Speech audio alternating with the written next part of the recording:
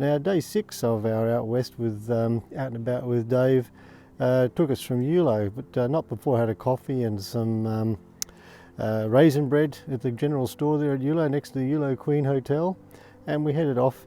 But this time I went a little bit different. I took a right-hand turn here and went up the Prairie Road to Alroy Town to Homestead, and came back down to Yowah, the opal field here.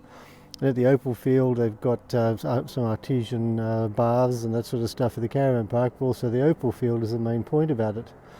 But I did get talking to an Aboriginal elder lady at the information centre there, and she took me for a drive out, and we had a walk up to a sacred site there where apparently they did some initiation and some teachings of the young blokes there. There was another hill on the other side of town where the ladies were, but this was an informational area, and I'll show you some photos of that.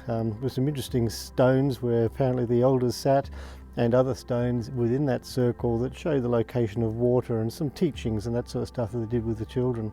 So that was great. It was a fantastic opportunity, and I thank Michelle for that. It was terrific.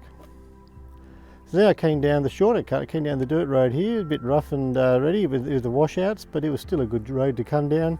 And then I turned right out here and headed out towards Thargomindah, not before I passed that bird observation point at Lake Bindigolly. That was quite interesting, and if you're an avid bird watcher and if there's some water in the lakes there, it's good to see. Then out to Thargomindah, and some interesting bits in the township there, including the last remaining hydro-powered scheme in Australia and probably the world. So that's worth sticking your nose into. And if you pop in Information Centre, they've got some information, walkabout trails and that sort of stuff you can do within the town.